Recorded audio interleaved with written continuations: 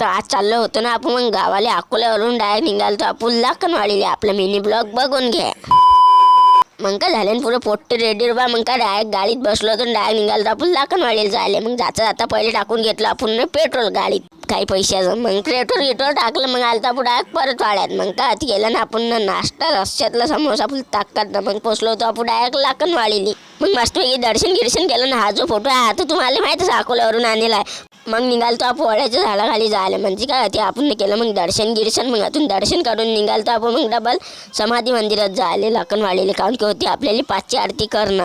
मग 5ची आरती केली मग निघालतो आपण डबल एका गावाले म्हणजे सिंधी सोमटाणा गावाले. पोचलो ना रे बा आपण सिंधी सोमटाणा गावात. मग काय ती मस्तपैकी गुणाबाबाचे दर्शन केले. मस्तपैकी लवकर 10K कंप्लीट झाले पाहिजे म्हणलं. मग आपण केले दर्शन फुल माहोल केला. मग आज हा संक्रांतचा एक दिवस पहिलेचा ब्लॉग होता.